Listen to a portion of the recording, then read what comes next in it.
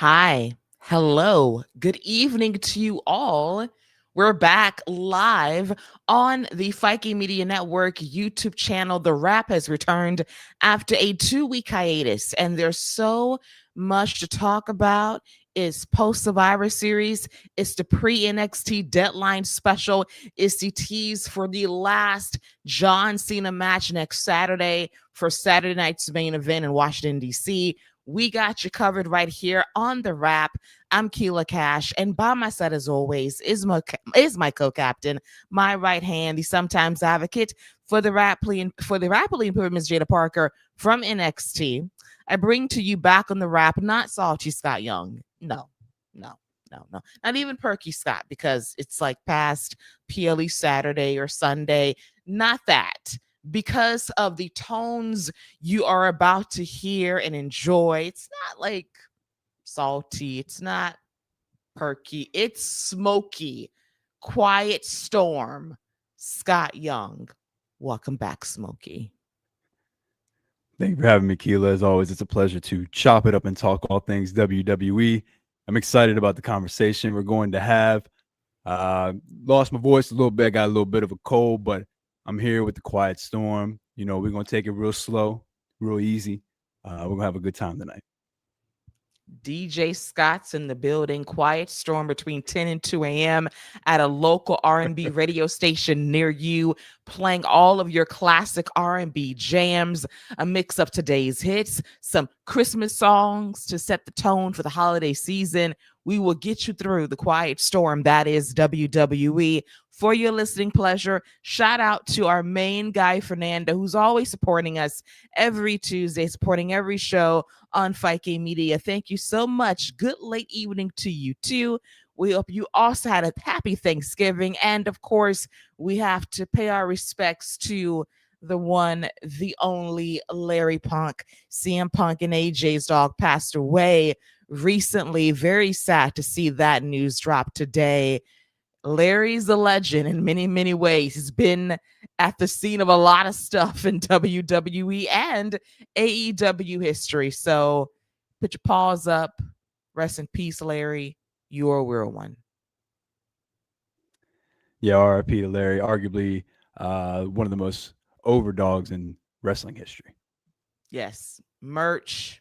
The man was on site for a lot of stuff, witnessed a lot of amazing moments. And it's kind of cool that he was there when AJ came back to WWE and he was a part of the official family portrait. So I'm sure they will always treasure the time they had with Larry for 10 years, rescued him from a shelter in Chicago. So he had a very, very good life. And may Larry Punk rest in peace. So before we move on, we have to do our NBA yakety yak talk. It's been a couple of weeks as we get into the second month of the regular season. Christmas games are upon us. NBA Cup is ongoing. So what has exactly changed in the association in the last couple of weeks, specifically in the NBA Western Conference? Let me pull up those standings right now, see where we are. I can say that not much has changed at the top because it's the Thunder still on top of things at 20-1, facing the Warriors right now on Peacock as we speak. Got the game queued up. Starting lineup is in effect as we get to our number 2 spot, who happens to be Scott's LA Lakers. 15-5, 8-2 in their last 10 games. Number 3 are the Houston Rockets, 13-5, followed by the Spurs, 14-6. The Nuggets also 14-6. The Timberwolves, 13-8. The Suns, 13-9. My Warriors, 11-10. And bringing up the rear end of the conference rankings would be the Pelicans, who are 3-19. Scott, thoughts on the standings as of right now?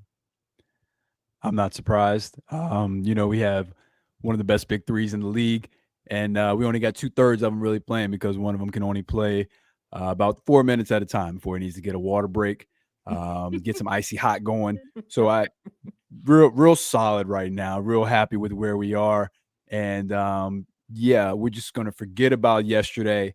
But besides yesterday, everything's been great. Yeah.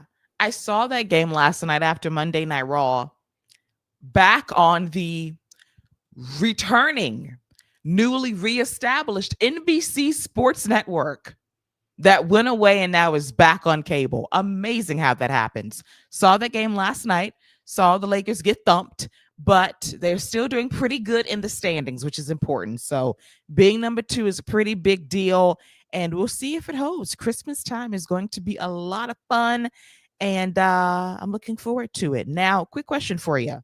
The Thunder, 20-1. Do you think they'll break the regular season record set by the Warriors 10 years ago next year? I'll go out on a limb and say that, you know what, I'm a betting man. I'll say they'll do it. I'll say they'll do it. I don't see why not. The way they play, their benches seem to have gotten better. And shout out to the Clippers, because they're going to make sure that the Thunder are relevant and going to have young pieces for the next 5 to 10 years. So yeah, I'm pretty confident that'll happen. Listen, deal of the century. Seriously, the picks are plentiful. They'll be loaded for decades to come. Thank you, LA Clippers. Shout out to you for strengthening a possible dynasty. Appreciate your shout out. Smooches to you.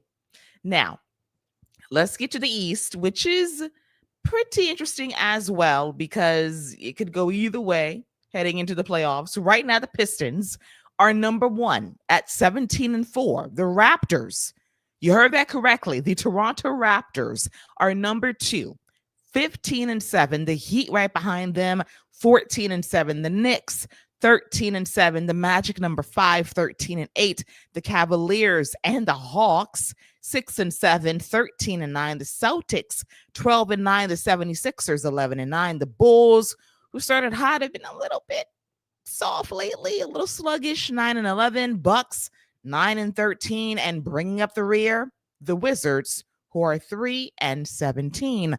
Thoughts on the East? Doesn't matter. Doesn't matter who comes out the East. They will just be playing for second place at the end of the year. But shout out to Toronto. Shout out to Paul Fontaine. I know he's happy. Yes, he's very happy right now. Listen, the Raptors, who were like DOA for a few years, are roaring back. Congratulations to him. Like we said before, the East is going to be wide open because of injuries, and whoever's on top when it's all said and done, they're going to get beat by the Western team, whoever it may be. So good luck to them. But I do love the actual competitive nature of this conference right now. My Hawks not sucking at this stage.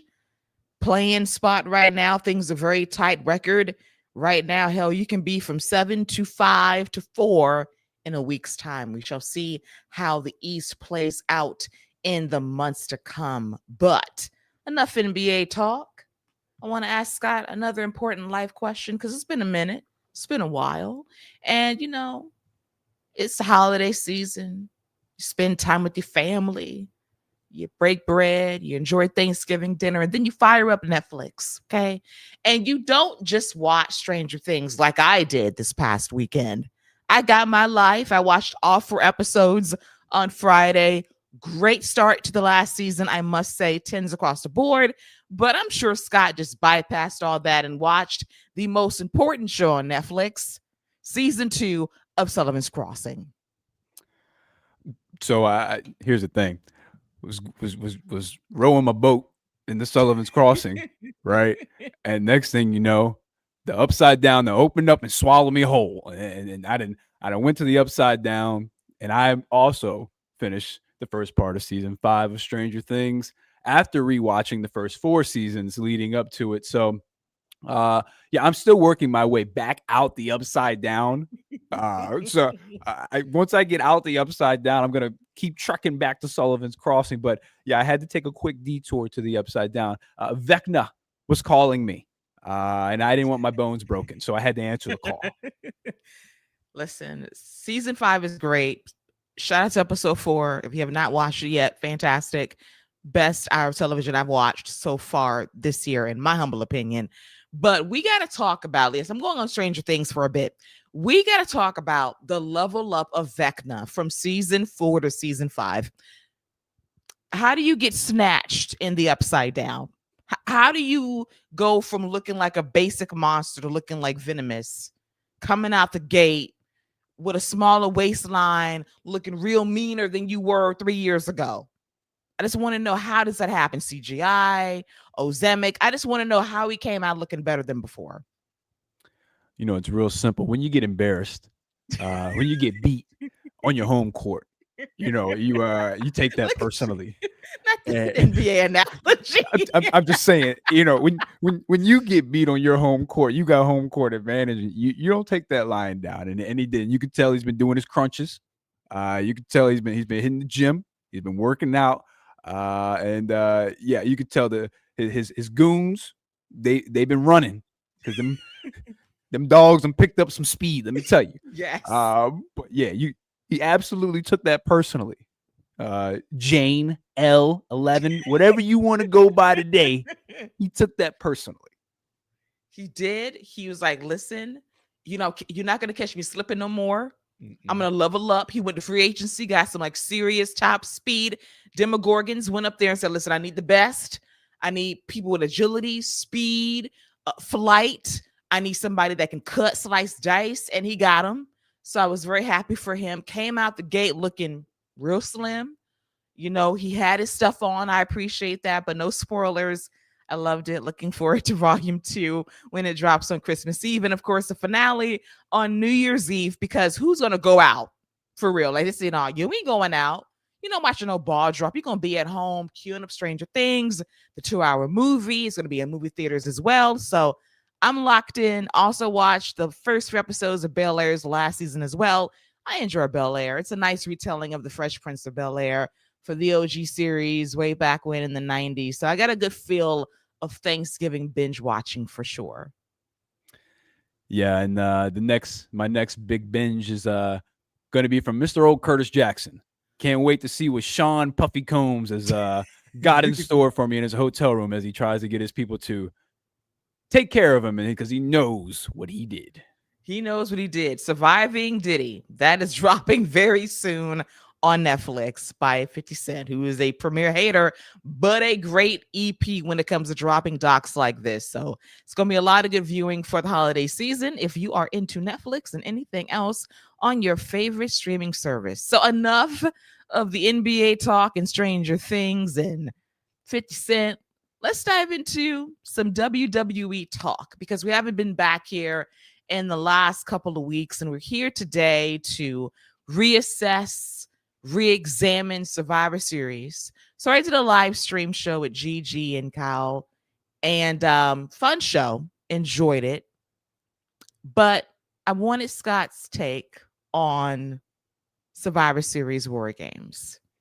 People had thoughts, many thoughts, and I have to go to my main guy, my authority on all things WWE, because I know Scott can either do this one of 2 ways. He can make this very easy.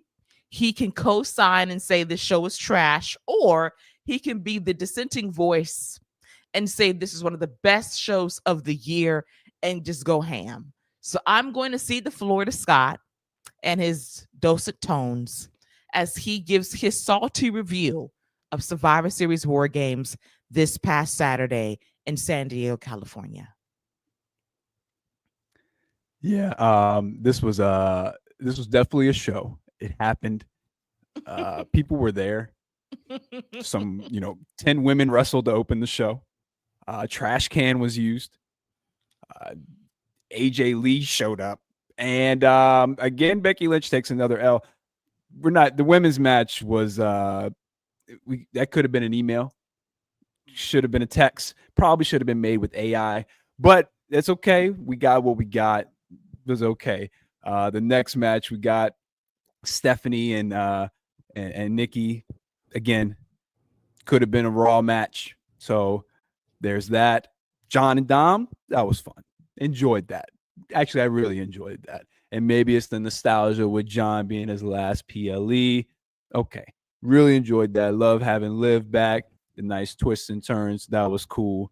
The men's match, good match. But again, didn't need the cages. Could have just dropped those. Those look like they were just there for Cody to do his big dive. You know, Cody always got to do something off the top of the cage. He's been doing it since he was elite. And now that he's just doing entertainment, he's still doing stuff from the top of the cage. So that's Cody. We had the Zebros. That was cool. Jey Uso running it back at the top of the cage and then wondering why he losing, then getting all pissed off because he wants to eat everywhere, then runs out of energy after he eats himself to sleep. So there's that. I mean, it was just a show. And again, this is where one of them could have easily just been a regular Survivor Series match.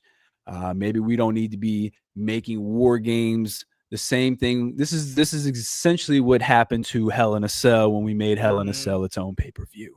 You know, you're having the match just to have it. You're forcing the match just to have it. And the Hell in a Cell pay-per-view essentially killed the Hell in a Cell for me until Drew and CM Punk brought it back with a reason. So the first War Games was great because the Bloodline was running stuff and you needed something to put them to war. This is probably the boiling point. This is probably the tipping point where I think next year I'm all in favor of going back to the traditional Survivor Series matches. I know we got it on SmackDown, but I'm all for going back to that because rewatching some of the old ones, especially with some stakes to it, a lot more appealing. Again, the men's match was okay. The men's match was fine. Just didn't need to be a War Games. Yeah, I agree. Fernando said it best. Board games must be scrapped. Sir, it was a bore. Hi, Maria. Welcome in. We love you as well. Thank you for joining us. So I agree with everything that you said. The women's War Games match could have been an email. I was shocked at the lack of weaponry and violence. It was very tame. The men's match was tame too. I mentioned that because of the injuries coming out of last year's Survivor Series, maybe they wanted to dial things back. If that's the case, guess what? Don't do War Games. Just go back traditional tag team match style. Get the match over. Put some stakes on the line if you want to be safe. That was neutered War Games. I was shocked at the lack of weaponry, the lack of like spots that would like have you do shock and awe, because it's like you compared it to AEW Blood and Guts, and you got blood and you got guts the entire show for both cage matches. This is like, I don't know what this was. And as you said, it's like they're trapped in this War Games gimmick that you have chosen. And when Paul Levesque took over creative 3 years ago, he scrapped the TLC pay-per-views, the Hell in a Cell pay-per-views, because it was a tired concept tied to a gimmick match for the sake of having the match. Now you've tied yourself to War Games in the same way. If you don't want to do it, don't do it. Give it back to NXT. Give it back to them because they knew how to book the match a bit better than you have on the main roster. They have Deadline. They have the Iron Survivor Challenge. I said this as well. If you want to swap concepts every other year to shake things up, so be it. But this was really the limit for me in terms of this was really bland and basic. And it comes down to you putting on a show in front of 45,000 fans in a stadium, and you do this. And then I watch Monday Night Raw and I feel more excited after that show versus the stadium show that I pay $30 for. And that's been a big debate lately, the cost and then the content in which we're paying for. Here's the thing. If you're advertising a show in a stadium and it's your big 4 or 5 PLEs of the year, you have to present it as such. And for right now, fans are still buying tickets on the hope that you're going to deliver a big show in a stadium. fans will catch on eventually that the more money I'm spending, I'm not getting the quality show I'm expecting. So maybe I won't spend money on this show anymore. I think that'll resonate a bit more in 2026 when more people figure out what's going on. But in the interim, people are going to buy tickets. You're going to go to your shows. But this is a prime example of I need to get my money's worth. If I'm buying a show for a stadium event, if I'm buying it on ESPN Unlimited, I need to see this show be what it is. If it's a basic B show, do whatever you like. But if it's a big stadium show, I expect a bit more than a glorified TV show that's actually worse than your actual TV show on Netflix. Yeah, I agree with that point. And I think to their point, I think for me, what it feels like after watching that, especially after watching Raw, and I actually really enjoyed Raw. I thought some of the matches were really good. I thought the angles were real good. It feels like they're using the star power that they have, and they know they have the stars. They know they have the star power. They're using that star power to draw you in, and essentially, it's once we get you in the door, it doesn't really matter what we show you, what we give you, because we got you. We already sold the building out. We already got you hooked on the ESPN app or whatever you're watching it on. And, that to me is kind of where we're at, and you could tell that because this was full of star power. I mean, just full of names, just names on top of names. Where did Drew McIntyre come from? How does he fit in? You know what I mean? He's just a hired gun. So it's just all names, and they're using that star power to try to cover up for a lackluster event. Like you said, we won't, and honestly, we won't notice it in 2026 until late 2026. This is the time of year when, it's kind of a lull, and you expect things aren't going to be as hot as they are until we get to January, when we get to the Royal Rumble, and we start that road to WrestleMania. So yeah, the beginning of the year is going to be strong because the Royal Rumble sells itself. WrestleMania sells itself. Elimination Chamber has established itself and sells itself. I think it's in Chicago, so that's CM Punk. That sells itself. But after that no more John Cena. That's when we're going to start seeing, okay, is the star power still enough to keep people around when the creative and what's going on in ring during these PLEs isn't as high? Yeah, I agree. And Maria is spitting truth. If WWE can do violent matches, no problem. But don't book matches that require violence. That's a fact. War Games was neutered. I was shocked at the lack of violence. I was like, tables, minimum, chairs barely there. It was just a lack of creativity for me. And you can book both matches differently. It was just so sterile versus a year, 2 years ago. NXT has had some great War Games matches. And then I get this on Saturday. I'm like, what the hell? Because the women's match was so I thought if the men had more stunts, I'm going to be mad. They didn't have much either. I was like, okay, who booked these matches? Why? What's the point? What's the purpose of it all? As you said, star power. It gets you in the door. It sells you. And after that, like, we don't have to do much, but you have to do more. And as you said, you're not really going to feel it until probably late 2026 when the course correction happens, when that contraction of ticket sales happen, because people are going to figure it out. The more money I spend, I'm getting mid shows. I'm going to stop spending money on these shows because I'm not getting my money's worth. And that is something WWE has to really key in on heading into next year. They're going to be fine heading into Elimination Chamber in Chicago, and we'll see how WrestleMania running it back in Vegas is going to do. But after that, what are you going to do to make us say these shows are worth buying in bulk in terms of ticket sales, in terms of watching on ESPN Unlimited? And for fans internationally who have Netflix, you're not paying extra, you're paying what you're paying. And that might be the difference in terms of their enjoyment, because you're not spending extra versus us in the US who has to spend way more because the price of this is increased in terms of the value of WWE to ESPN, which is something to take note of. But I just wish the quality matched up to what we're spending for these shows, and it's not adding up for me specifically. And then Fernando notes Triple H needs to stop using the word epic. I agree.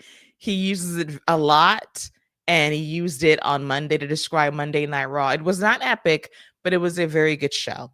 But I do want to circle back to one match from Survivor Series. It was Dominic Mysterio versus John Cena for the IC title. And there was a moment in the match that I thought Scott was going to come on this show and say, "I told you so." And I was ready.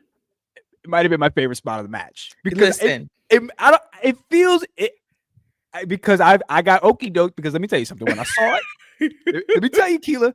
When I saw it, I pulled out a fanny pack, right? And I started wagging it in the air, waving it like a terrible towel. Okay. And I was like, yeah, buddy, I'm rocking a fanny pack next time I come on the show. And I might even get it engraved with Dominic Mysterio. And then he lied, he cheated, and he stole the victory. Okay. And he did all that to my heart too. Okay. Because it was one of the most beautiful things I had ever seen in my life. The quickness with which he got up after they hit those moves and he came and hit that 619. I said, you know what? You're about to turn me into a fan, just like Naomi the book bag did. Okay. I cannot do this anymore. Everybody who I'm hating on seems to come out of this and be like, you know what? I'm that guy. I'm that girl. Let me show you. One of my favorite spots I've seen all year. It was. I thought about you immediately because I thought I had to do the biggest mea culpa on this damn show. When that botch happened, I'm like, oh shit. Scott is over here somewhere at home laughing. Like, I told you ain't shit. I told you. Look at that. Look at that botch. I knew he was coming for me.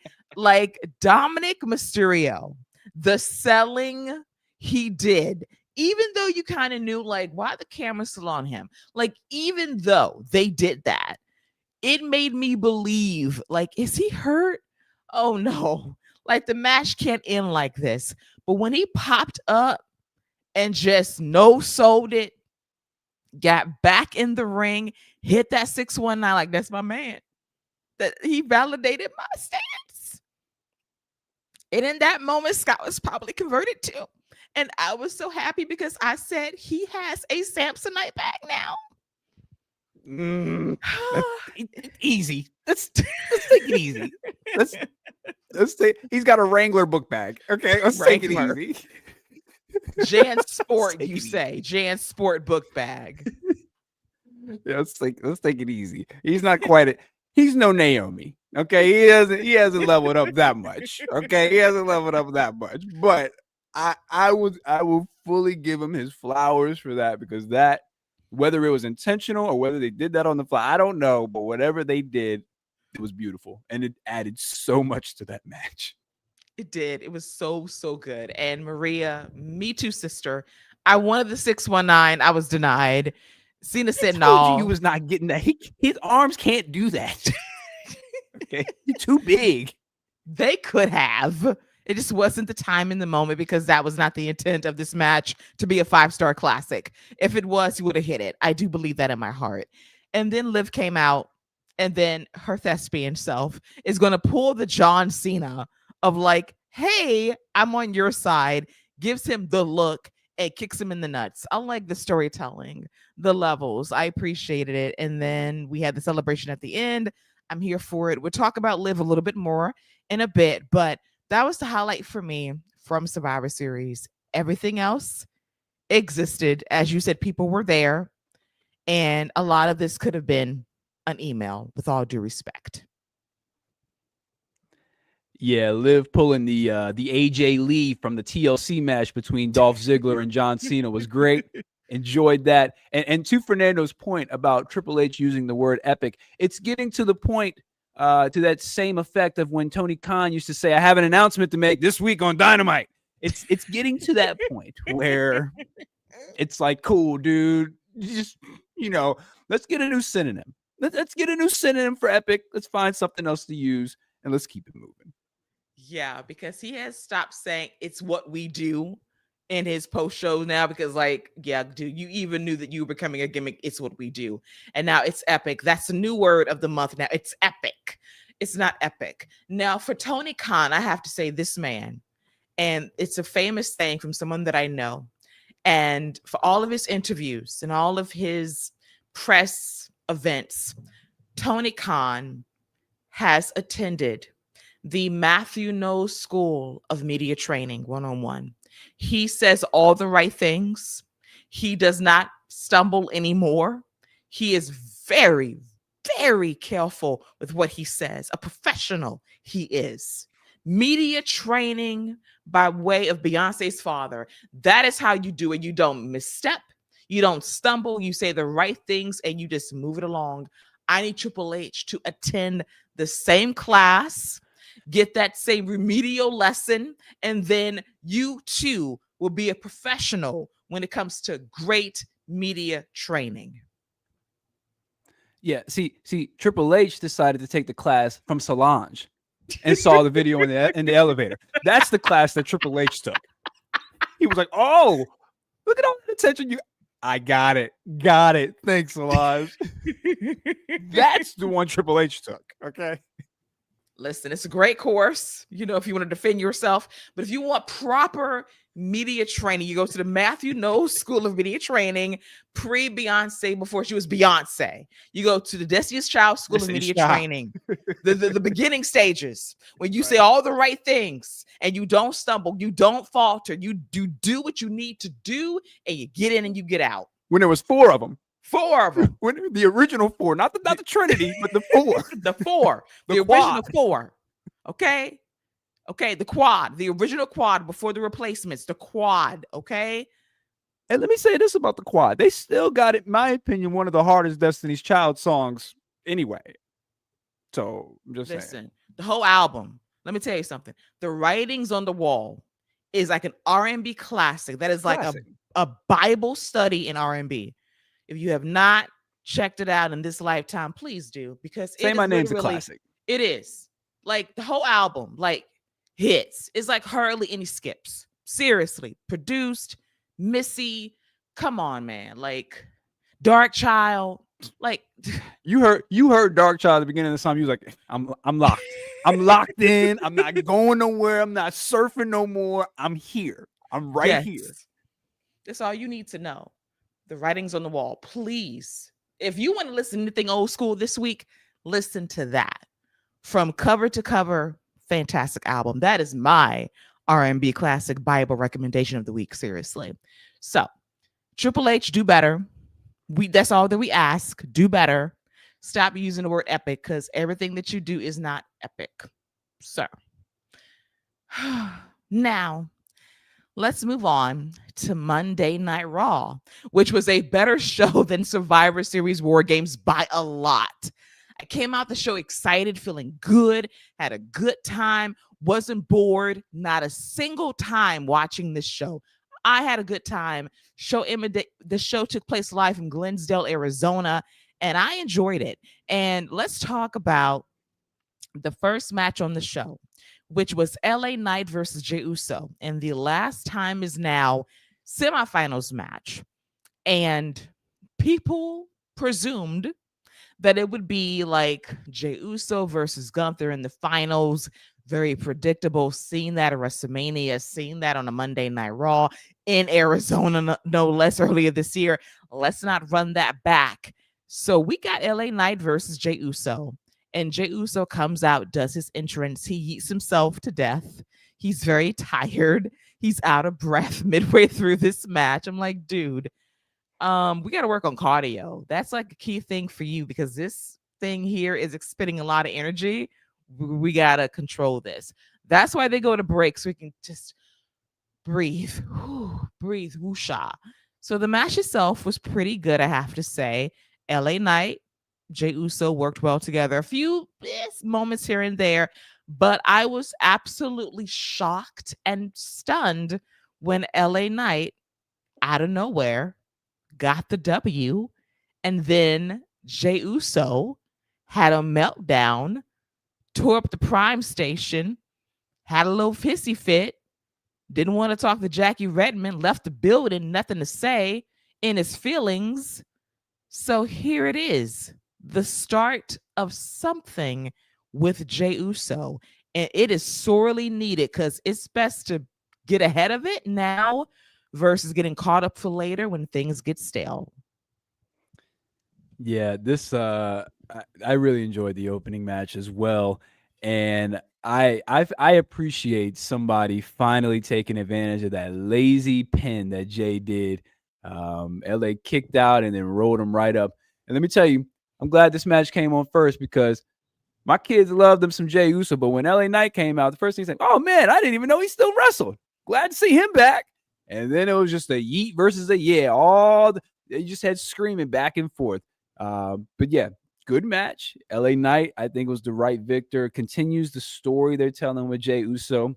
And I will say this: as much as the yeeting at the top of the cage made, especially the run it back yeet at the top of the cage, made no sense in the middle of a War Games match, it does play into the whole story of what we're about to get, because I think we are in the final days of the yeets, the run it backs.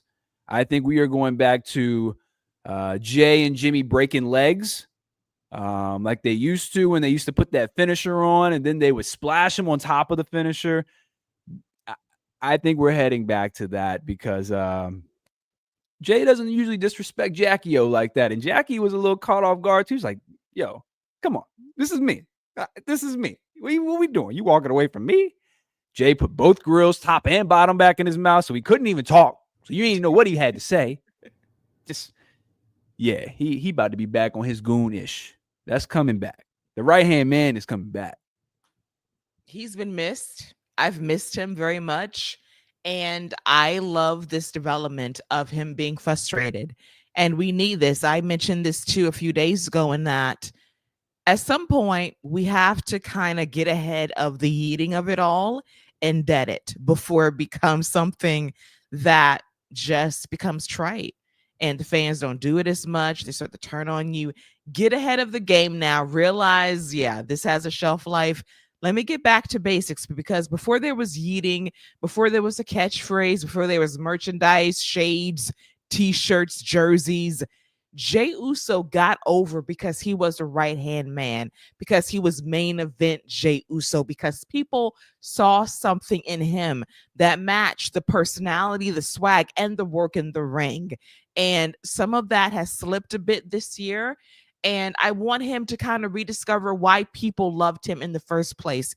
It wasn't because of yeeting. It was because they saw something in him, in the bloodline, that made him stand out as a big time star in WWE. It was his ability to connect with the audience and cutting these really thoughtful, heartfelt promos. And it came from a real place that people could relate to. And we need that Jey Uso back, whether he's going to be a babyface with an edge or a heel. This is the time to reset the table and get back to basics, because the Jey we know and love is not the Jey that we see right now. It's like a gimmick-fied version of who he once was, and it's time to get away from that. If you are getting winded from yeeting and during encores, it's time to take a breather, reassess, get your cardio in check, and get back to what made you you before the eating gimmick. Don't be defined by that, because you are so much more than that. And I think the WWE is aware of it, and they're digging into that story right now. Yeah, and it's not only the yeeting. They got this man walking down flights of steps. You know, like I mean, just, you're not doing him any favors. Like, it's one thing if he's yeeting down the ramp, which, you know, it's fine. That's one thing. But you got him yeeting at the top of the ramp. You got him going down a few flights, yeeting at the second part of the ramp, going down a few flights, yeeting down the next part of the ramp. Then he gets in the ring. Now he's got to yeet again because it's that time of the music. And then you go to break. And then we come back from break, and he's got to do it one more time just to make sure everybody sees it in the crowd. So you're not doing him any favors anyway. So, yeah, I'm with you. We're going to cut the yeeting. We getting back to that grimy, ruthless. And honestly, his moveset fits as a heel better anyway. Yeah. He won't have to do as much. He can move a little bit of a slower pace, and he can have those baby faces kind of create that momentum and that movement for him. That man was really getting 10,000 steps in via that entrance alone. The man was 100%. coming from the Concord, from the concession area, making that long trek down the steps, through the crowd, over the barricade, shouting out the announcers, getting into the ring, doing the yeeting, doing the encore, doing it again, then doing it when it's over. That man was tired. He had more steps Then had than the the match. Stairmaster, then had the match, then got tired, then go in the back, walk backstage, talk to Jackie, head to the parking lot, go home and kayfabe. It was a lot. The man got 20,000 steps in that day, and he was like, I'm tired. You know what? I don't need Planet Fitness. This is enough for me. Like, we need to let Jey get a break. This has been going on long enough. Let that man breathe. Let that man live and reset the table. We can bring back Yeeting in 2028. Okay. We can bring that back then. Let's just kill it right now, because eventually it is going to have a shelf life. It's going to run out. It's best to stop it now. Oh, yell it right now while we have this time to do it, versus letting it run its course and just die. Let's just put it out of its misery right now. Let it be at peace and at ease in this moment. Yeah. Fond memories. Loved it while we had it. It was a great moment in time, and he will always be a world champion. You can never take that away from him. So he's done just about everything he can do in this babyface role. And I think he's done exactly what he was supposed to do in this spot. So time for the change. I think we all welcome it, and it'll be a nice direction, and it'll give, whenever they do make a change like that, that means somebody else is probably going to end up flipping too. So that we'll end up getting a nice change of some characters, which would be a refreshing pace for Raw. A nice realignment is which I would like to see as well. So we shall see. But it's been a good run. I've enjoyed it. I got my life with the encore. I have, but I'm yeeted out. And I'm just ready for this to just move on to its next stages. And it will be good for Jay's character development as well. So congrats to LA Knight. Got the victory, got the dub. We'll be moving on to the finals of the Last Time Is Now tournament. Who will he face? We'll talk about that in a bit as we focus on Liv Morgan and the difference she makes in one night to the WWE women's division. We'll get to the end of the show in a bit, but I really had a fun time watching Liv cheddar biscuits all day, and how the Judgment Day was basically scolded by her, saying, I heard some things while I was gone, that we've gone soft, that we're not as dominant as we once were. Like, Dom's got gold, but the rest of y'all don't. We got to fix that a little bit. What I loved was how you already sensed the tension between her and Finn and her and Roxanne to a point, and how it's all going to boil over at the end of the day. But it just goes back to how valuable Liv is to this division. Because when she got hurt, things got a little stagnant for a bit. But when she comes back, just look at how things just pop and things liven up and things open up. It's like she is very much like Becky Lynch in that things just seem to get better when she's around, that things elevate when she's around, and you get more opportunities to tell really good stories in multiple ways. Yeah, and not only that, I think her star power returning, before I get to that, but we talked about when she was out, how she was going to come back and be this huge baby face, and there would be, the issues between her and Roxanne. I actually really appreciate the fact that we're not rushing into that. We're having them come together as a cohesive unit. I like how you brought up how she was scolding them and talking about the things that they didn't do, but then didn't do it in a way where it was like, yo, we have to make some changes. It was more like, things are different now. We about to get back on our game. We about to be back to who we were.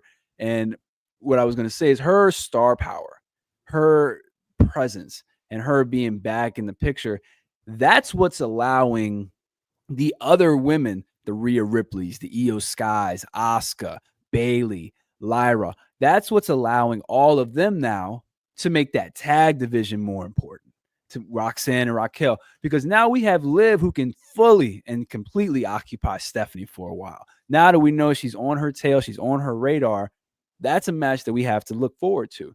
and it opens that up. So now we have that tag division. We got 4 really good teams going after those Yes, tag sir. titles now.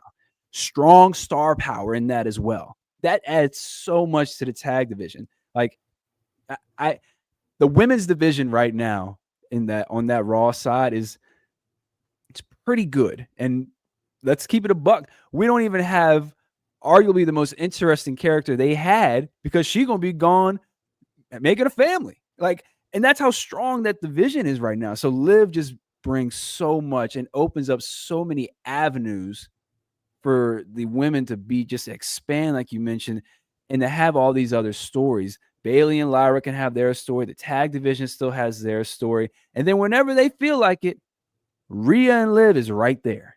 I mean, that's a big match waiting to happen whenever they feel like it. So, yeah, Liv Morgan being back feels like a big deal, elevates Judgment Day. But I will say this too. It wasn't just Liv. Dominic Mysterio had a different vibe to him when he walked out. He had a different aura to him when he walked out, when he was leading Judgment Day. Yeah. It felt different than it did before. Yeah. This felt like a main event level Dominic Mysterio who, and I know they got their plans. This felt like a main event Dominic Mysterio ready to take that next leap. Like, hey, I'm here now. Like, you saw what I did to the GOAT. I'm here now. This is me. It felt different. Liv adds to it. Judgment Day is still the most important faction in WWE and has been for the last 3 years. Maybe not with the Bloodline, as big as the Bloodline, but as far as being able to keep a story and create these stars that they're doing, I'll put the Judgment Day right there beside the Bloodline. I absolutely agree with you. Like, they are, outside of the Bloodline, the most cohesive unit and storyline that has spun off multiple storylines for people who are not even in the group anymore. From Liv to Dom to Damian to Rhea. It's like the branches in which they just produce great stories is very obvious. And it's great. And I do love what you said about slow burn. Yes, Liv will be a babyface. Not yet. Dom will be a babyface. Not yet. You have to build the turn. I don't think they're going to miss the peak. I don't believe they will because there is investment there that makes sense to me. But I agree with you too that when Dom came out there leading the group front and center with his belts, it felt different. He's grown so much. The confidence that he knows I'm the shit. Like, I am one of the very top guys that will be one of the guys in this company very, very soon. It's like something that cannot be denied at this point. And when John Cena goes all out to put you over in your hometown, that speaks very highly of your future. There's something about him that is special. It's how he carries himself in interviews, not only in WWE, but outside of it. Just something about him just hits, and Liv, a difference maker in every way. She comes back and everything hits in that division immediately. And then you look at the main event, which we'll get to, and you wonder to yourself, if they put some thought into this, this could have been your War Games match. I mean, it's right there. Right there. That could have been War Games. That would have made more sense because the beef makes sense. It's like it's all like I said. The War Games was just for name value. That was names, star power. That's what they tried to sell the War Games on instead of the actual feud and story. So that's what we got there, and this is why Monday Night Raw was it was a good show, man. Like, they've been putting out good Raws for the last few weeks, and this is why whatever AI they're using to do Monday Night Raw, it needs to be the main AI for the whole entire company, because at least they're still doing the same thread. They haven't started a new thread yet on this AI, and I hope that they just keep going with the same one because it's working. Listen, Copilot is doing the business, okay? That's what they're using, Copilot. I do believe that. They're killing it. I was like, where the hell was this energy on Saturday? This is the excitement I needed for more games, but I didn't get it. But Fernando asks a very important question. Is Dom becoming a bigger star than his dad? Yes, he is. And I think it's something that Ray wants because he set it up. He said, my son will make it. I will give him every opportunity, every tool to succeed. But this is all Dom. The growth from baby Dom from 5 years ago to now, get the before and after.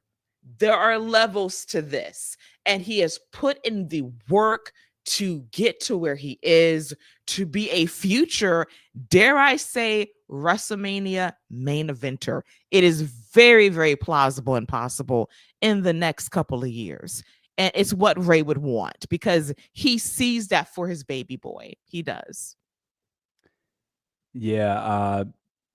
Dominic Mysterio, Braun Breaker, and Javon Evans. That's your those are your three right there. That's your core. As far as young stars, as far as guys who you can tell they just got it. They got it figured out, and there's a connection with the audience there. Dominic Mysterio had a great first match with Seth Rollins, and then he just became Rey Mysterio's son after that. Ever since he did Hard Time and got dominated by Rhea, he's been a different man.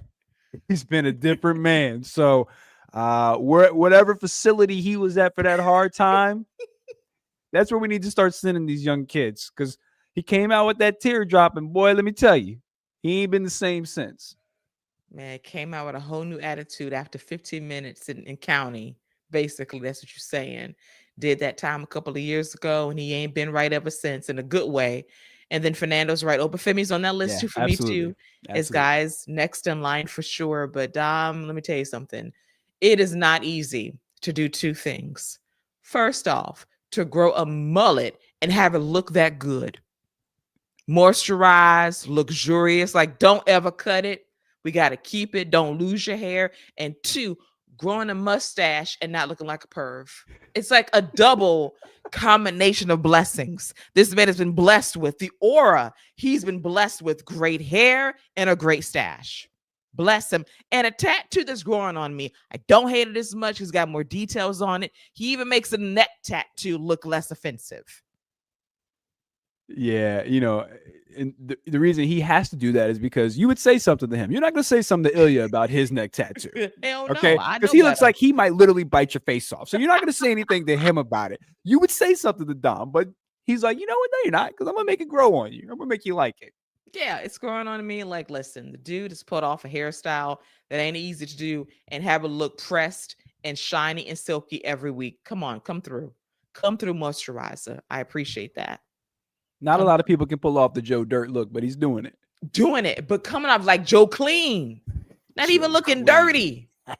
You saw that suit he came in on the Survivor Series looking clean. He did. Looking clean. So respect to him. I enjoyed the segment. We'll talk about the main event a bit more soon enough.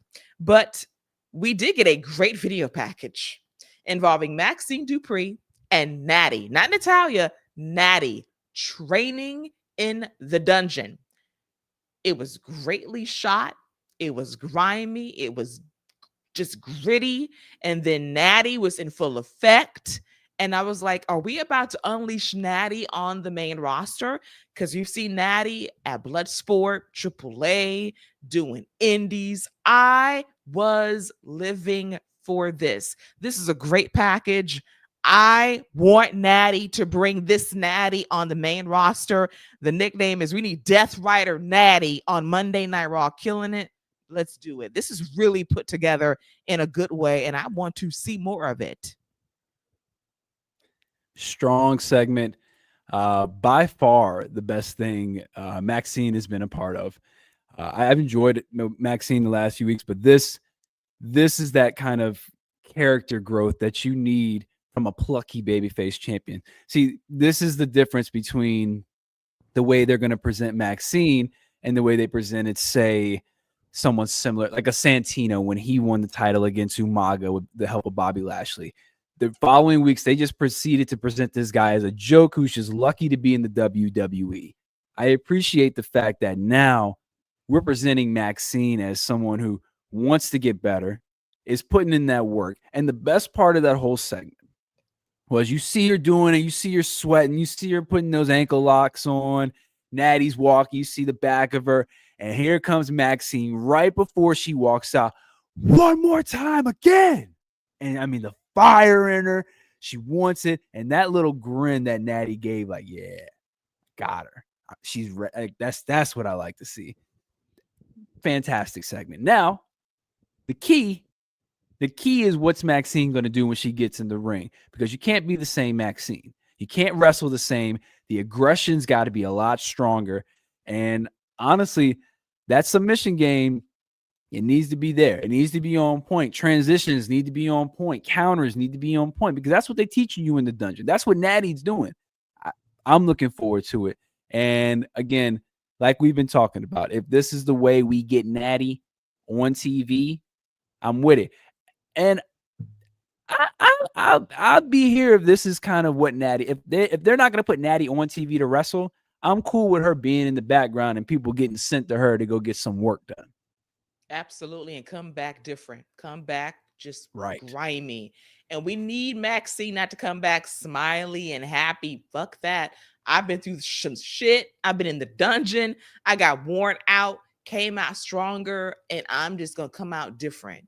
And we need that. One of my pet peeves was the overreactive faces she was making. That was a cue for somebody. We need to stop coaching her, because Maxine is a naturally gifted personality in terms of just baby face grit and emotion that you can really sink your teeth into.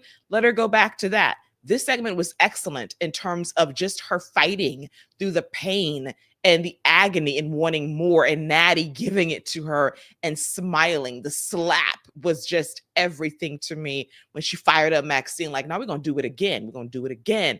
We're going to do it again. So I'm looking forward to her and Ivy now when that match takes place very soon on Monday Night Raw. But this was an excellent piece of business, and I'm looking forward to the next chapter. And Roxanne, I'm looking at Fernando saying that Roxanne Perez should win the IC title from her. Do you agree, Scott? No, I think with what we got going on with Natty and Maxine, I think it's got to be, if anybody's going to take the title from her, I think it's got to be Natty. Like, I think she, like, I think Natty should be the one to just snap on her and be like, all right, that's cool, but I didn't teach you everything. I didn't teach you everything. Like, I taught you how to get better. I taught you how to become really good. I'm great, though. And that's the difference between me and you. I'm waiting on that other shoe to drop. If Roxanne, I think Roxanne is going to be, I think she's got bigger fish to fry when it comes to Liv Morgan down the road. So I'm not opposed to it, but I think Maxine should have some solid wins under her belt, really build her up, let her get some confidence to her, and then have Natty just snatch that rug right from under her. Yes, the one lesson she didn't teach her is going to be the one lesson that's going to cost her in the end. And I want that. I want Natty to be unleashed on the main roster, and then let her be the one holding that belt and putting people to work. I want that. And then getting somebody over in the process, because the Natty we see on the indies and AAA is a different Natty, and I love it. And I want that on the main roster. And I'm glad it's finally being teased and that they see some value in it, because Natty on this run could be special and the fans will latch on to it because they love a badass that can go out there, put in work, and just elevate everyone around them. This is a great opportunity for Maxine and Natty, and we will see where it goes from here. Great piece of business that once again made me say, where was this for Survivor Series in terms of excitement that I needed in my life? But in another great piece of business, let's talk about if they were a tag team longer, they could be in the running for tag team of the year. Maybe next year if they stay together long term. AJ Styles and Dragon Lee versus the New Day for the World Tag Team titles. Very good match. It would be remembered for the finish. One of the greatest finishes to a match you will ever see, when Dragon Lee basically alley-ooped Kofi Kingston into AJ Styles for a Styles Clash, and Dragon Lee dives on top of Xavier Woods on the outside to get the W. One of the most beautiful, badass finishes you will ever see to a match. And I said to myself, why y'all weren't a team 6 months earlier? Because y'all could have been in the running for Tag Team of the Year. I know AJ's retiring next year. I need him and Dragon Lee to have a good run, man, to be in the running for next year's tag team race, because they're really, really good together. This match is very fun, ending unforgettable. Yeah, I was laying down. I had the baby on my chest, really enjoying the match. Dragon Lee double stomps Kofi off those ropes. And when AJ Lee caught that man, not only did the crowd stood up, I went, whoa! And here comes the baby. Whoa! Baby lost her mind because I lost my mind because I had, man, let me tell you, that was one of the cleanest snatches AJ had. And then for Dragon, I mean, the crowd was into the match. They enjoyed the match anyway. They were enjoying it. But when he caught Kofi, the entire arena rose to their feet. Dragon Lee dove over the ropes and hit that Oreo on the outside. And then they got the and then they got the Styles Clash for the win. It was absolutely beautiful. If that's got to be their new finisher. Like that's got to be. I don't know if they could do that every time, but man, one of the cleanest tag team finishes you're gonna see in a while. First of all, you ain't shit. You ain't shit for saying that man hit the Oreo on the outside, and then that man dunked the Oreo in the milk right there, boy. Let me tell you. Now you know what I'm about to say. That it's not an Oreo. That's a Dunkaroo. Got it. That is a Dunkaroo. Got it. All righty. It's very fitting for the alley oop and the Dunkaroo in the same match. It makes sense. The tracks, but. My God, I was just watching the match. I'm having a good time. And then even I was like, what the hell was that? But can they do it every match? Like Kofi's just, it's Kofi. Mm-hmm. He's going to set you up. But, oh my God, AJ Styles, are you really retiring next year? Do you want to reconsider? Do you want to do this an extra year? You're going to leave us and you're doing this? Come on, Uncle AJ. Really? Come on. I can't wait to see them do that to a War Raider next week. Oh, shit. If they do that to a War Raider, listen. I'm going to write in my mail-in ballot Tag Team of the Year. And I love me some FTR, but come on. If AJ Styles catches Ivar off the ropes in a Styles Clash, okay, I'm calling Match of the Year, Spot of the Year. He might even get a vote for Wrestler of the Year. Are you kidding me? What? If you catch Ivar, okay, you're doing something. That would be crazy if you caught Ivar in that exact spot. I would cry if he did that. We'll see. I expect that match to be even really good next week too. I do believe that. So fun tag team match. Really enjoyed it. I love the team of AJ and Dragon Lee, man. They are great late running tag team of the year candidates. Want more of them in 2026 for AJ's retirement tour, but really good stuff. As we get to quite possibly a promo of a lifetime in his lifetime for one Bron Breakker. So we wondered after Seth Rollins was dismissed from the Vision by way of Bron Breakker, why would they cool this man off? Why would you kind of dull his momentum? Well, he got it back by defeating CM Punk at Survivor Series War Games, and he will face CM Punk for the World Heavyweight Championship on the first Monday Night Raw on Netflix of 2026 on Monday, January 5th from the Barclays Center in Brooklyn, New York. Will this be coronation night for Bron Breakker? I do not know. Now, the WrestleMania tease is Breakker versus Punk for the championship. Will they wait that long? We shall see. But Bron Breakker went out there on Monday Night Raw and he cut, I think, the promo of his career. He was fiery. He was intense. The fans were into it. Paul Heyman was like a proud father in the background. Even Logan Paul was geeking out at the end like, damn, he did that more so than I ever could. And I will say this, even Logan Paul backstage might got a little bit of some Braun Breaker swag by adjacent greatness to say, hey, I need to step up my game and not be so damn bland on the microphone. Like, even he has a little sauce to him now. But Braun Breaker went out there and basically said, I am that guy. I'm next in line. CM Punk, you ain't shit. And I am the next uncrowned champion that will be crowned. Now, he did go a little bit inside baseball talking about that Punk talked about his lack of promo skills earlier this year. Could have done without that line, but otherwise, guy was locked in. And I have a funny suggestion that I'll mention when Scott gives his take on Braun Breaker's promo. But Scott, your thoughts on Breaker's promo last night directed at the World Heavyweight Champion, CM Punk? Excellent. Not much more you could say about that. The facials in the background of Logan and Paul as he's going off were absolutely incredible. Added to it, the intensity Braun had was very believable. He came off as the guy. He came off as the guy in the group. I love the fact that he mentioned Seth Rollins, talked about how Seth was holding him back, made sure to mention that, and he just went right at CM Punk. Let him know I'm coming for that title. I appreciate the fact that they're putting him in this position. I hope they don't Chris Masters him, because they did a lot of this with Chris.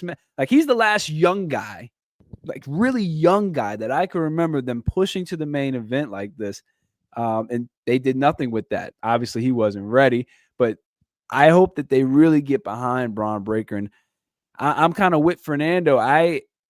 You need to do something to shake it up a little bit, and I would not be opposed to him getting that title January 5th. Give CM Punk give him a reason to try to get that rematch. And now he has some stakes going into the Rumble. You add a little bit more to that Rumble. Yeah, I thought the promo was absolutely what it should have been. Me personally, I kind of like the CM Punk line because it adds it for me. That sounds like something CM Punk would say. 100% sounds like something he would say in character, out of character. So I think it works that Braun would say that. The promo cut line, I thought that was a nice little mic drop line. Like, it's like, there it is. You said I couldn't do it. There, you just had it. I'm with it. I think Braun I think he's ready, man. Can he do this on a consistent basis? We'll see. But for that Monday Night Raw, yeah, he was the guy, and he was on point. I was feeling it. I was in the groove of it. Guy was in the pocket, stumbled a little bit, but you know what? He recovered beautifully, didn't lose his frame of thought, ran through the what chance. Y'all ain't whatting me. I'm Braun Breaker. Y'all gonna be barking by the time I'm done, and they were barking as they should have. And I love that for him. And I want him to actually win this championship on January 5th. Don't play around. Sometimes it's just someone's time, and it's Braun's time, and he's young and he has it. We've seen it on NXT. We've had this conversation 4 years ago. We anointed this guy as the future WrestleMania main eventer.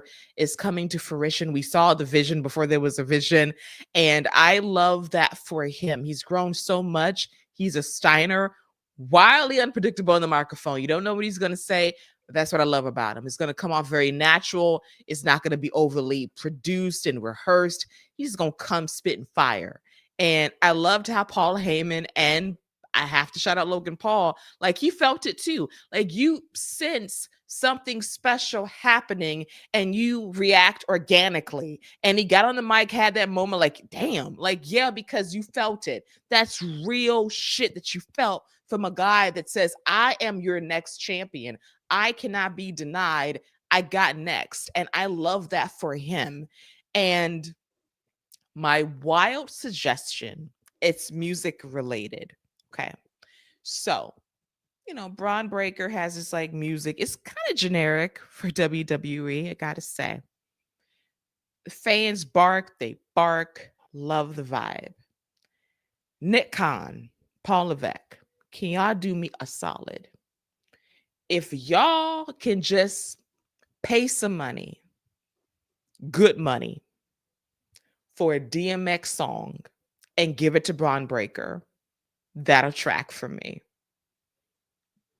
If you could commission What's My Name for Bron Breakker, the clean version, and just have the barking, dude, if you just commission that song for him and have that man come out there at WrestleMania, y'all did it for John Cena. Put some DMX on his name for WrestleMania, man. Give that man What's My Name as his theme song. Okay. With the dogs barking. So, well, my dogs, first of all. Okay. First See? of all, you can't help yourself. See how that tracks? Come on now. Well, my dogs. Well, my dogs. So I get it. So, but my worry is they're gonna be like, no, we can't do that. You know, we're PG, and all that. We on Disney Plus and all that. But I know what we can get. We can get that Baja man. We'll let the dogs out. I can tell you that. So we need to be real careful with this commission, because what's going to happen is Bron going to end up coming out the Baja men. All right. We don't need that. That's the last thing we need, because that's something that AI is going to produce. God, no. Listen, I don't need Baja men getting a residual in 2026. Okay. I don't need that. I just need them to do me a favor, man. Just commission What's My Name from DMX. Just commission that, even if you're going to do it for one night only. I need like pit bulls at WrestleMania. I just need something, man. Like people barking and stuff. Like that tracks for me. Just spend some money. Call Def Jam, call Rough Riders. Just give me What's My Name. That's all I need. Come on. I will never be opposed. I will never be opposed to the X-Men. Ever. Like one of the greatest rappers ever that will hype you up every single time. Like Bron makes me want to bark when he's done talking. Like I just want to just bark like rough. Like yes, like the guy has it. Like I just want to bark on instinct. So I need some DMX to bark too. You better take that little puppy bark somewhere. That's what we need. We need them type of. We don't need none of that. That's that Baja Man bark. Listen, it is like 12:19. I have to do like a soft bark. I can't be aggressive. I can't growl at this hour.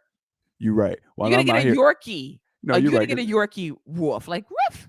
No, I'm out here being aggressive. I'm about to wake the baby up, and then somebody else is gonna get real aggressive. So you're right. Exactly. Let me tone it down a little bit. Let me go to my puppy bark. Yes, get the Yorkie in, okay? That's like my advice. I can't go full on like Rottweiler, all right? But I need that in my life. Like I thought about that last night. I said, I need some DMX for Bron Breakker at WrestleMania. Commission that for me, please. Listen to me, WWE. You've listened before from afar. But love the segment. Bron Breakker did that. Made Logan Paul likable for a night, because even he got the rub a little bit, got a little inspiration to be more of himself, which I appreciated. Using conditioner too. You go ahead. Use a hair conditioner and trying to step up your game. Go ahead. So elsewhere on Monday Night Raw, we got to shout out one Solo Sikoa and Gunther, and the Last Time Is Now tournament, the other semifinals match. This match was great.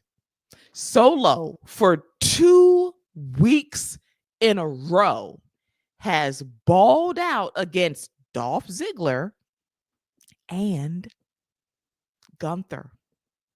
These are not aberrations. It's not him being carried. Solo is stepping up, and he's killing it. And Gunther, who's been back post nose surgery, has been killing it too. I love this match. Physical, bruising, great psychology. Gunther working the thumb. Like, you're not going to be spiking me with your thumb. Like, everything flowed. The near falls, the fans getting into it. All of it was great. And Gunther got the W, and it would be LA Knight versus Gunther in the finals. Gunther will win most likely. Face Cena in his final match in WWE next Saturday in DC. But shout out to Solo, man. I love Solo. I love him in terms of personality, and he's not a bad worker at all.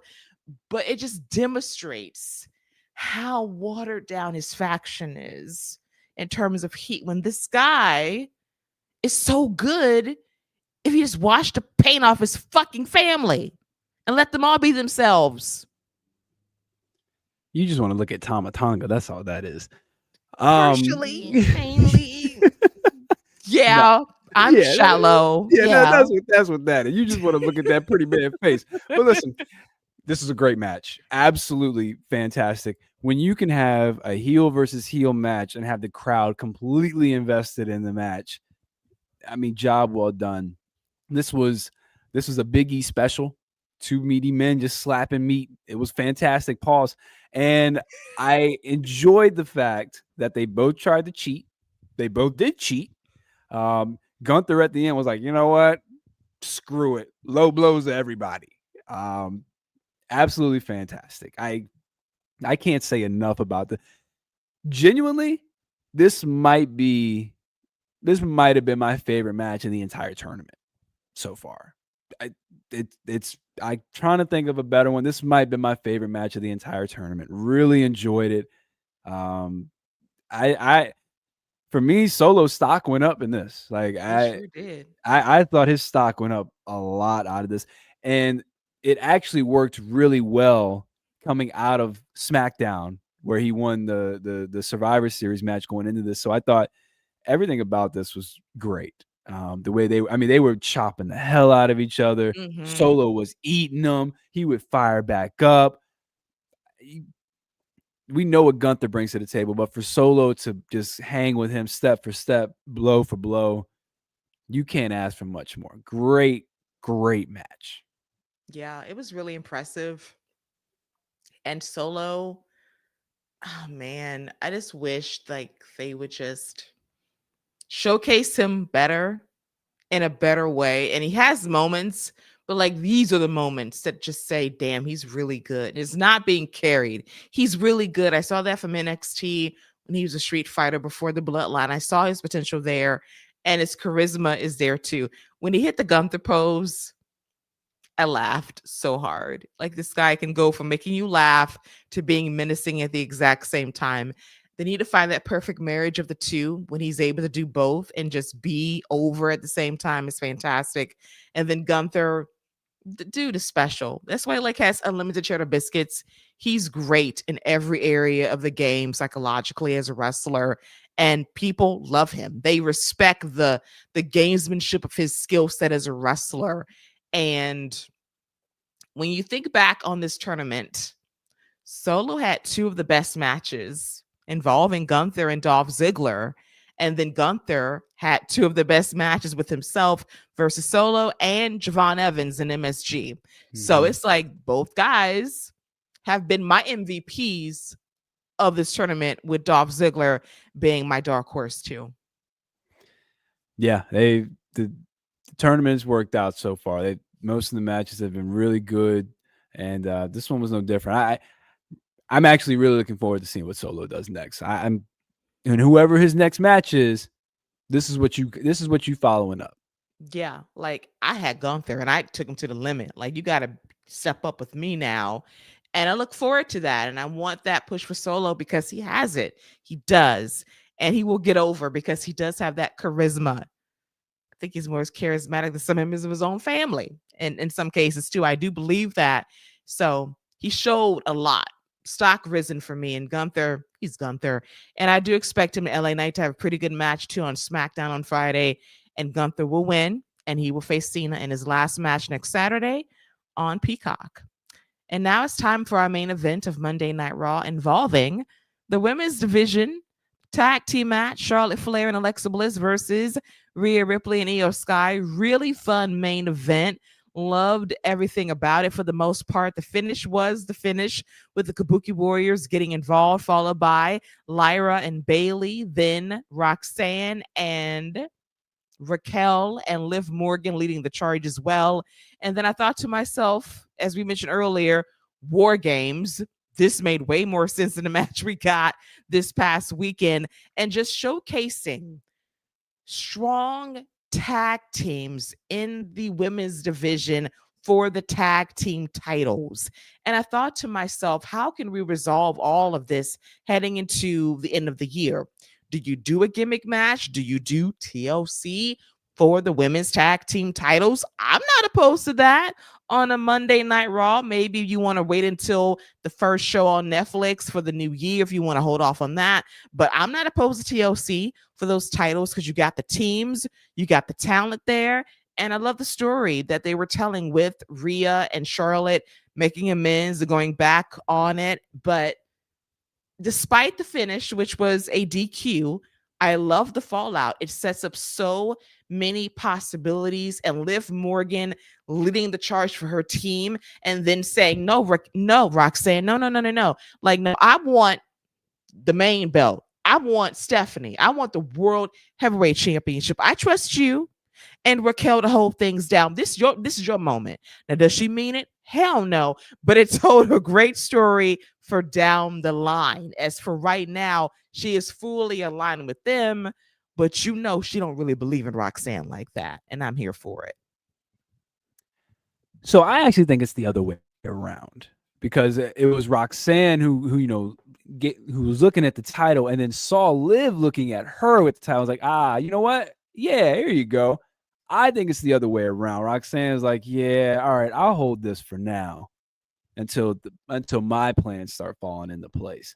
But yeah, I think I'm with you on the idea of the women's TLC or just the ladder match. It's the same thing. So either way, those belts hanging above the ring, man, load that January 5th show up. Then I mean, just load it up. You world title match for the men, world title match for the women, and have that 4-way ladder match for the women as well. Like I'm with that. All 4 of those teams have a legit claim. I appreciate the fact that Bayley and Lyra are like, yo, we'll work our way from the top. They got some trash talk to them, and they was like, nah, we're not going down like that. So they came out too. I'm with it. We talked about the depth of the tag division because of the Liv Morgan return opens that up. It was a great way to end the show. The women really showcasing that as of right now, they got the most juice going on Monday Night Raw for my money, as far as the star power top to bottom in all the different divisions. Absolutely. That was a hell of a way to end the show. And shout out to one of my favorite people in WWE this year in terms of just working in these matches, Alexa Bliss. Like, she's been keeping up really good in these matches. Really impressed with her, and bless her and Charlotte Flair, because Charlotte needed something different, and she's been so locked in and having fun, and she looks so happy to have something that just feels different, that's not around the main championship picture. And she doesn't feel out of place at all. The motivation's there, the fire's there, you love it. And I just really dug the end of this show in terms of putting over the women's division, the tag team division that we have talked about for so many years, about how neglected it's felt in terms of the push and the lack of teams and story. Look how juiced up it is now. Look at the quality of teams that stand out, that warrant potentially a TLC match. And I love that for us, because we've been talking about this for years, praying for times like this when these titles mean something and that we can care. And that's what I've been wanting for so long. And you've been on the same track as me. And to see it come to fruition is really cool to see. Yeah. You can't ask for much more. And this is all of this is going on, and there's no Becky Lynch involved right now. AJ Lee's not involved. There's no, they, like we mentioned, Naomi not being there. So they're missing star power out of these stories that they're telling, yet they're still able to keep everyone intrigued. And you mentioned Charlotte. When her and Rhea had that little face off, the crowd was invested. Like and this is why I like when single stars who have nothing to do team up and form a team and go into the tag division, because when they do break back off, there's an anticipation there. There's I can't wait for them to go back after that title. So they've done a great job of establishing that tag division. and giving people a reason to care about those tag titles. And also shout out to Asuka, who's been cutting some of the best promos of her career these last probably month or 2 months. Love how she just, Bayley said something. She was like, yo, Bayley, I'm a champion. Who are you? Like, what you got? Who are you talking to me and I'm a champion? Like, what are you talking about? Let's go, Kyrie. Love it. First of all, I want to put over Rhea and Charlotte. Chemistry is still there. Like, it's just special when they go at it and Charlotte's firing up like, come on, hit me harder. I love them. And then Asuka, the backstage segment, when she first complimented Bayley, we could have won with you. We could have won if you joined our team. I have faith in you. And then she said, well, who's main eventing tonight? It ain't you. I'm a champion. Who are you? Like, she clocked Bayley and demoralized her in 90 seconds. Asuka, come on, man. One of the best promos of the year. You got Kyrie talking shit too. Put the chain around Bayley like, I pray for you. Pray for you, sis. Like,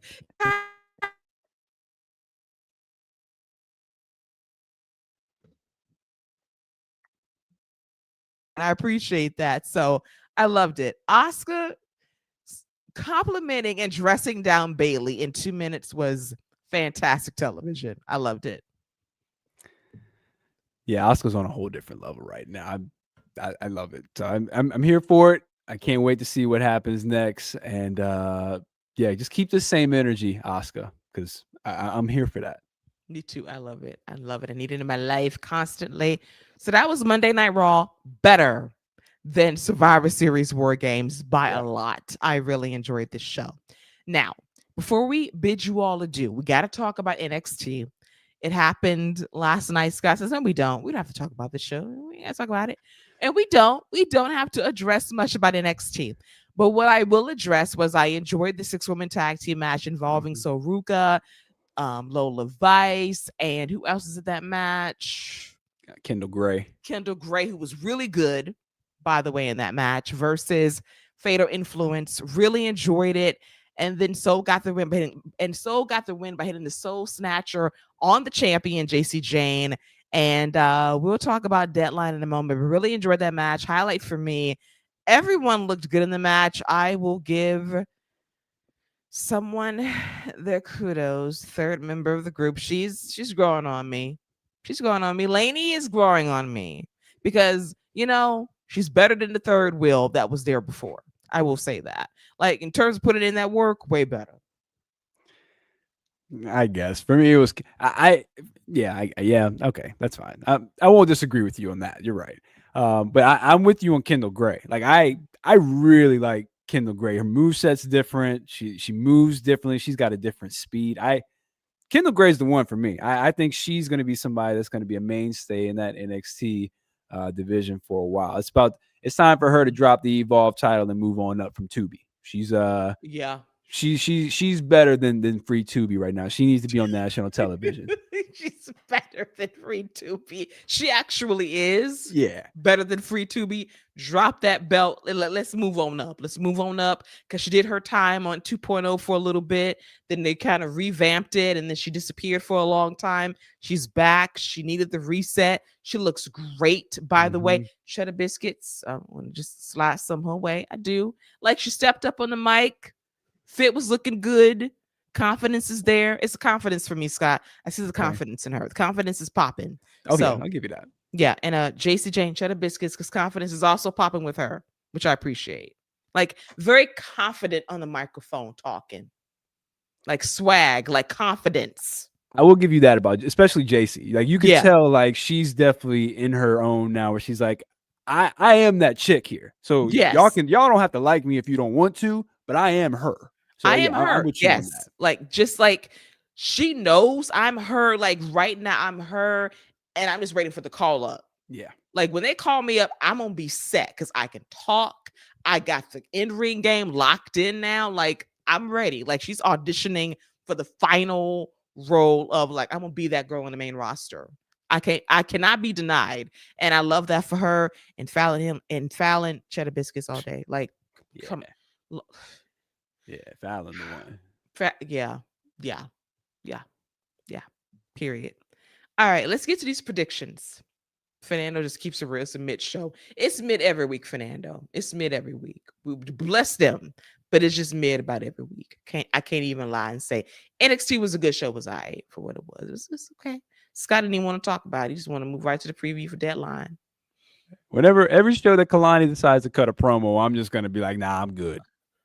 Scott, when she, oh my God, the opening segment, and then when her using the buzzwords to describe the Iron Survivor Challenge match and then trying to salvage it by saying these words describe me.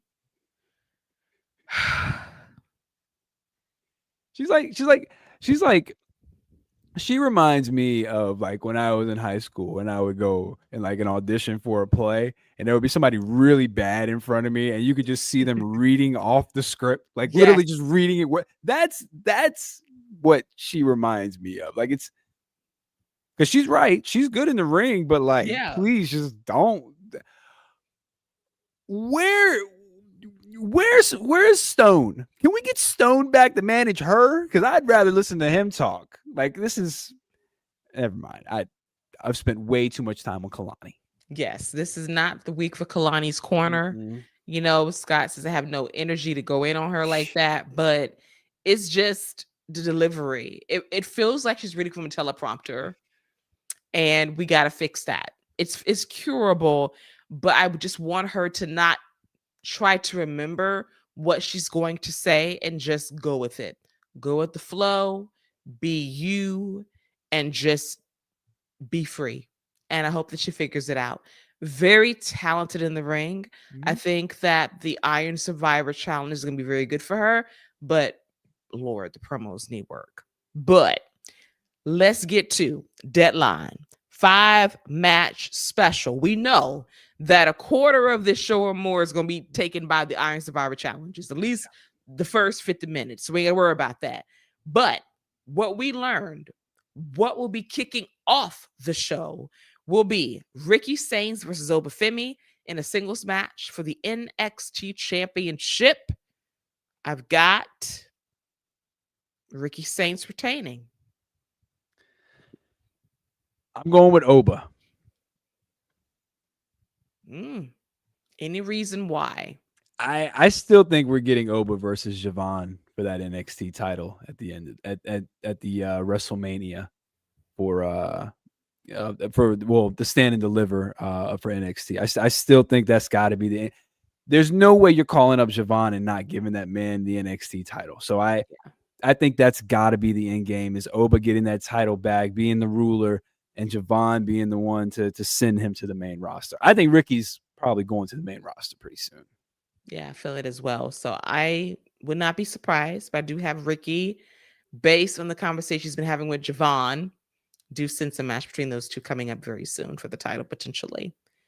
Then, in a match that's actually going to happen, as All Ego Ethan Page will perform another miracle on this show, he will face Mr. Iguana in a singles match for the NXT North American Championship.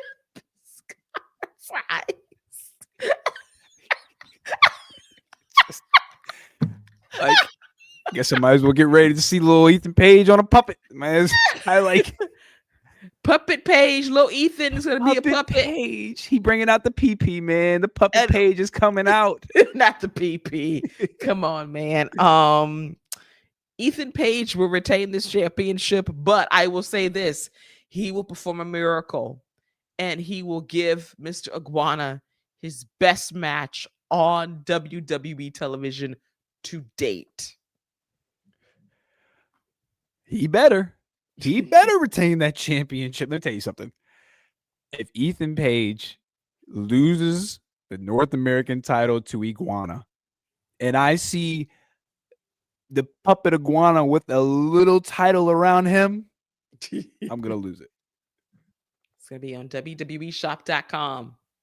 The Iguana. It's going to be North one of those little American slap Championship things. Collection. You seen them little slap? You seen them little slap things you can put on your wrist where they got the titles you can slap on your wrist? Yep. That's what they're going to put on the puppet. It's going to sell like hotcakes, too. I'm telling you that right now. So I got Ethan Page retaining in a surprisingly good match.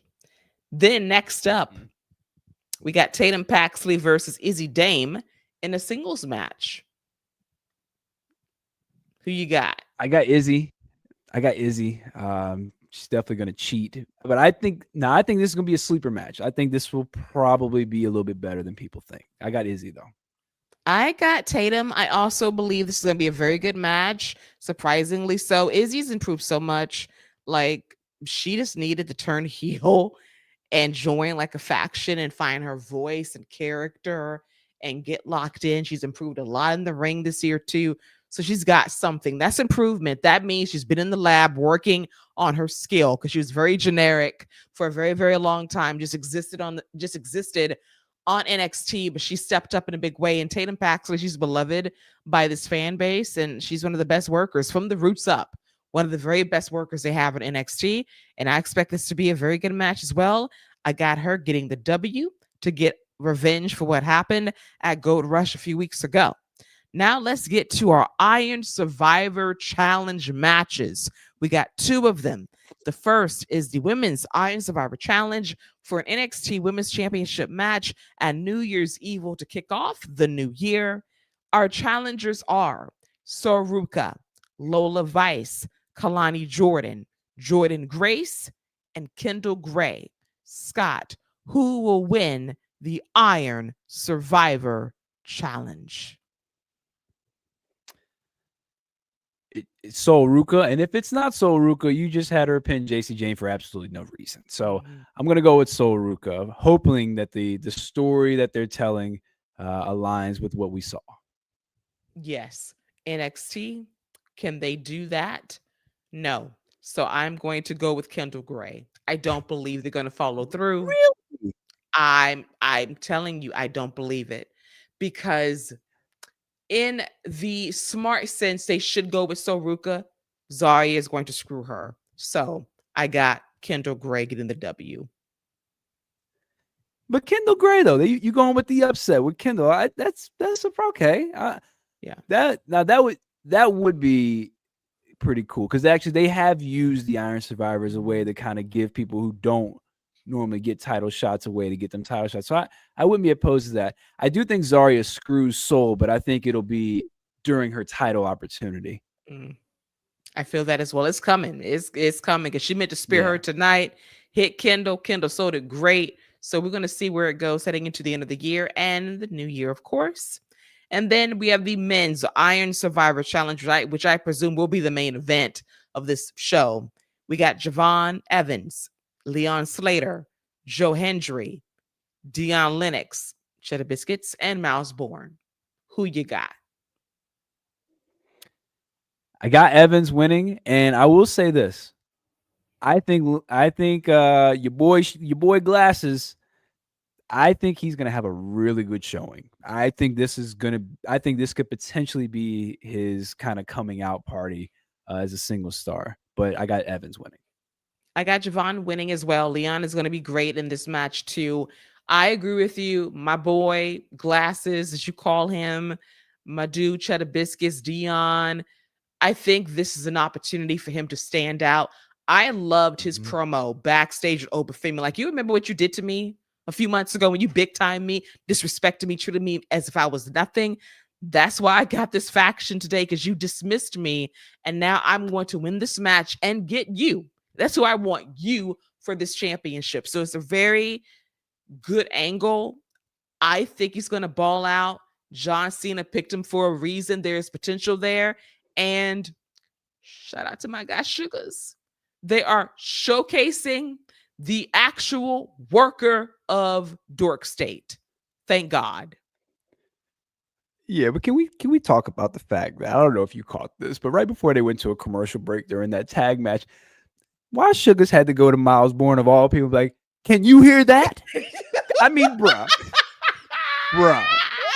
Like, Bro, take it easy, dude. Take it down a notch, okay? Like, just take it down a notch. I know you're a bad guy. I know you're in dark state, flashing lights group, whatever.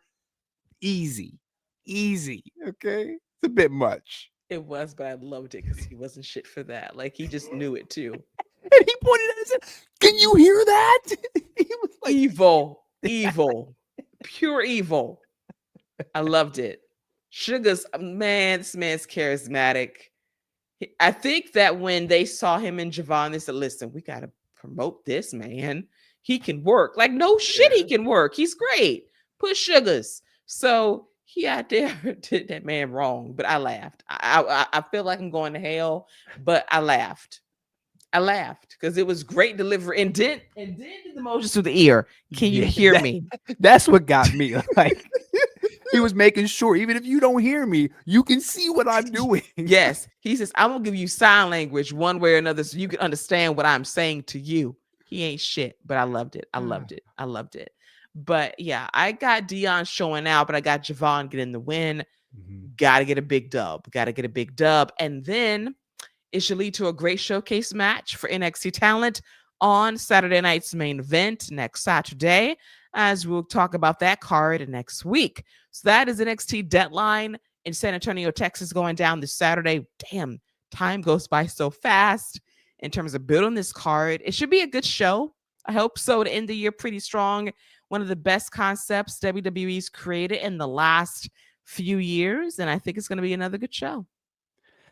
I'm 97.6% sure it's going to be better than Survivor Series. I can tell you that. I absolutely agree with you. And that's saying something when we can look forward to the Peacock show doing better than the show on ESPN Unlimited.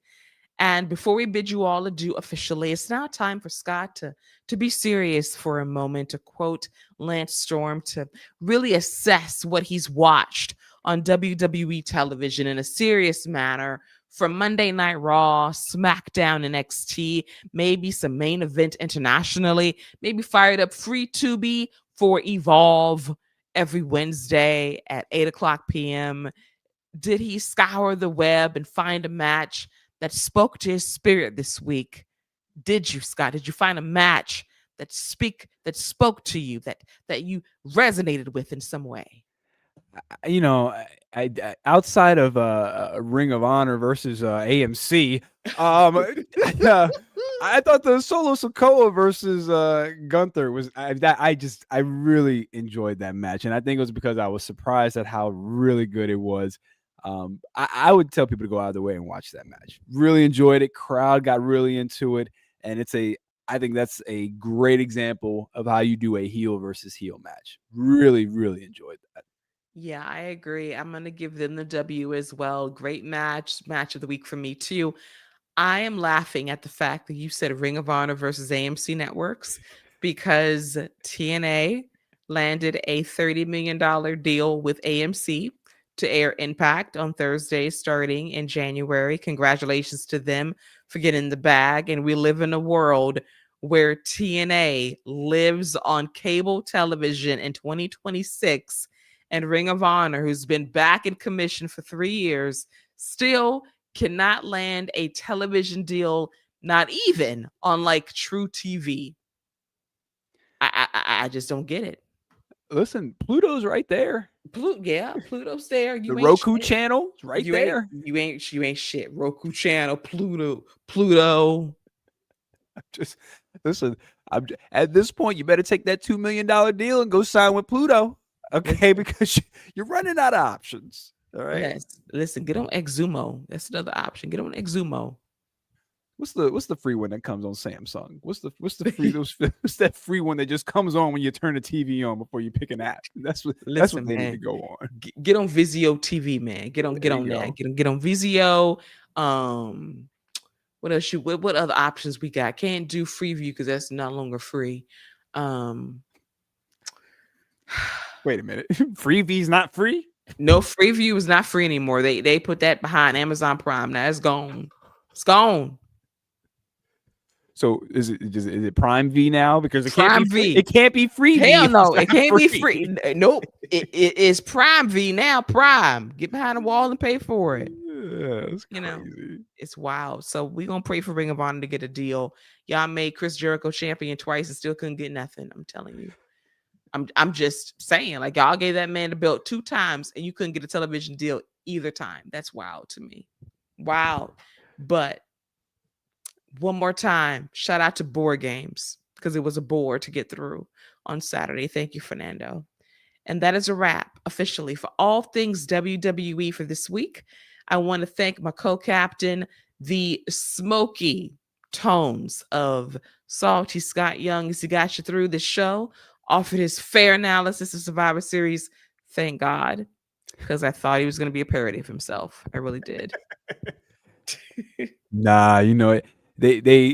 Trust me. I wanted to enjoy it. I did about everything I could to enjoy it, but they did not try to help me enjoy it. So, there's that. When Dominic Mysterio's bag is the most enjoyable part of a show for me, you know there's not a lot to offer. So, yeah. But as always, it's a pleasure to chop it up and talk all things WWE. I look forward to Deadline this week, and look forward to talking to you next week. Me as well. And I will absolutely co-sign on the fact that Dirty Dom has a bag. I'm so proud that you have seen the light. You know the way now, the pathway. Thank you. You see it. You see the vision that was laid out before you a long time ago. That's okay. And next, hey, listen, that duffel bag is still getting or that fanny pack still getting ready to swing like a terrible towel. He got lucky. Don't do it again. No, he didn't. Skill set, man. Levels. Levels. That fanny pack became a Samsonite bag just like that. You couldn't wave that. He was like, undeniable. Man's got it. Locked in. I love that for him. So fun show as always. Thank everyone for being in the live chat, in the conversation, sticking with us through our 1 hour and 46-minute episode. We appreciate you. Thank you so much. And we'll be back next week because we're going to be a little bit nostalgic because we're going to be basically setting up John Cena's final match in WWE. We might do like a best of John Cena special, our favorite matches, our moments. Nice. I would love to do that, to talk about like some of our favorite Cena moments as we basically say his time is up. Next Saturday, it's over. I might cry because Michael Cole's going to cry next Saturday, and that might get me. That it might do it for me. Yeah, Michael Cole's definitely going to cry. There's no, and honestly, I wouldn't be opposed to either. And Keila, you know what? I'm with you. I think next week's show should be. I mean, we can touch on some of the stuff that comes up, but I don't think anything that's going to happen next week is going to be as important as Cena. So I'm with you on the Cena tribute show next week. I think that's a great idea. Yeah, I love it. I'm going to like think about some great Cena feuds and matches and moments and just kind of really reminisce about Cena to cap off things. And we'll preview Saturday night's main event as well. If anything breaks in terms of serious news, we'll talk about it. But I think primarily this will be a John Cena tribute special in honor of his last match in WWE next Saturday. Get your Kleenex ready, folks. It's going to be emotional. Tell you that right now. But until then, that is a wrap for all things WWE this week. We'll come back next week, talk about Friday Night SmackDown, talk about Monday Night Raw, talk about the fallout from Deadline, and get you ready for John Cena's final match in WWE going down next Saturday, December 13th from our nation's capital, Washington, D.C. So until then, enjoy the rest of the week ahead. Thank all of you guys in live chat. We appreciate you. Thank you so much. For myself and for Salty Scott Young with the smoky tones for your listening pleasure to wrap up the quiet storm. Until next time, take care and bye-bye.